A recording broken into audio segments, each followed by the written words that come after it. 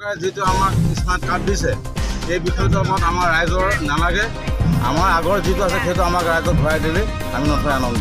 চৰকাৰে যি ভেকু ভাওনা কৰিছে স্মাৰ্ট মিটাৰৰ ওপৰত আমাৰ এই গাঁৱলীয়া খাটি খোৱা মানুহখিনিক আমাৰ মানে মাৰিবলৈ বিচাৰিছে তেওঁলোকে। এদিনত যেতিয়া 400-500 টকাকৈ বিল কৰি পেলাই আমি 2000-2500 টকা মাহত আমি কোনো কাৰণত দিব নোৱাৰোঁ খেতিয়ক মানুহ যিহেতু। ডিজিটেল চৰকাৰ হওক, কিন্তু আমাক ডিজিটেল মিটাৰ নালাগে, আমাক আগৰ মেনুৱেল মিটাৰটোকে লাগে। ৰাইজ আপোনালোকক লাগে নেকি?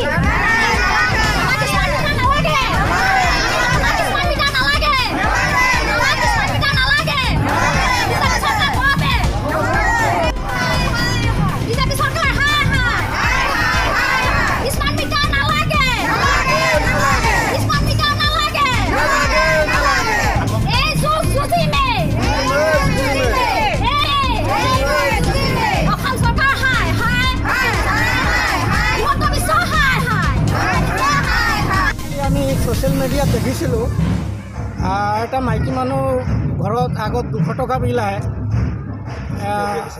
দেখা পাইছোঁ 42,000 টকা বিল আহিছে।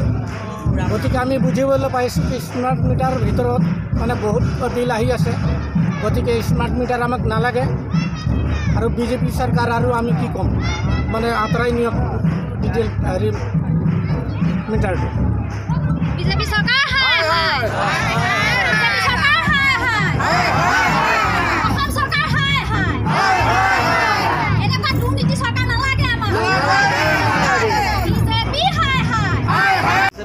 कि इसमें बिल ज़्यादा आता है। हम लोग किसान आदमी हाजिरा करके खाते हैं। अभी 200 का जगह में 4000 आएगा, कहाँ से देंगे हम लोग? लड़का को पढ़ाएंगे ना बिजली लगा देंगे। इसलिए हमको ये मीटर नहीं चाहिए।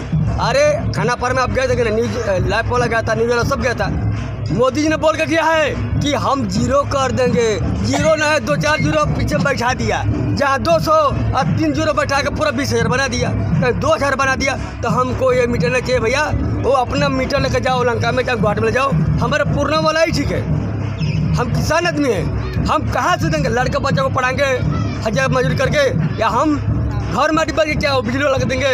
हमको नहीं चाहिए भैया। बोल दीजिए वो अपना मीटर ले जाओ, नहीं तो 15 दिन के अंदर न ले जाएंगे तो सारा मीटर खोलेंगे और ट्रैक्टर पर लाद कर लंका विभाग जो है ना, बिजली में है ना, वहाँ पर दे देंगे।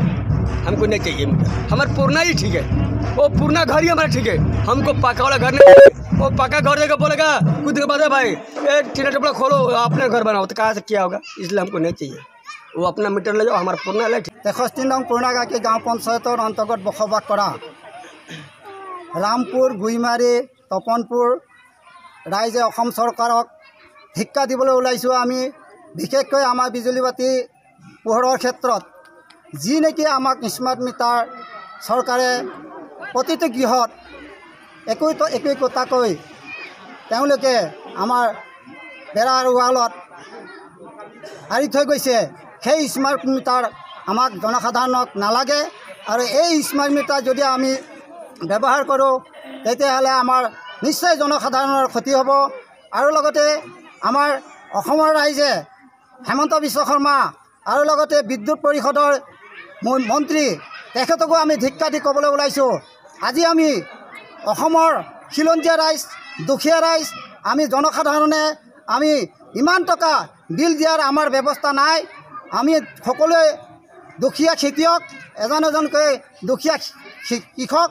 গতিকে কৃষকসকলে আমি চৰকাৰক ডাঙৰকৈ টোপোলা দিবলৈ কাৰণে আমাৰ কোনো ব্যৱস্থা নাই, আমাৰ কোনো চাকৰি বাকৰি নাই। সেয়েহে অসম চৰকাৰক আমি ধিক্কাৰ দি ক'বলৈ ওলাইছোঁ যাতে অসম চৰকাৰে অনতিপলমে আমাৰ যি গৃহত আমাৰ গাঁও অঞ্চলত যি স্মাৰ্ট মিটাৰ বহাই থৈ গৈছে, এই স্মাৰ্ট মিটাৰখিনি তেওঁলোকে 7 দিনৰ ভিতৰত যাতে এই স্মাৰ্ট মিটাৰ জনসাধাৰণৰ ৰাজ্যৰ গৃহৰ পৰাই, প্ৰতিটো গৃহৰ পৰাই যাতে উঠাই নি তেওঁলোকৰ চৰকাৰৰ শিতানত জমা ৰাখে। তেওঁলোকে ইঞ্জিনিয়াৰ SDO অফিচত, লাইন অফিচত যাতে এই বস্তুখিনি জমা ৰাখে, তাকে কৈ মোৰ আজি এই সমূহ বক্তব্য ইমানকে কৈ মই সামৰণি মাৰিছোঁ। কি ভাৰত মাতা কি, হেমন্ত বিশ্ব শৰ্মা মুৰ্দাবাদ, হেমন্ত বিশ্ব শৰ্মা মুৰ্দাবাদ।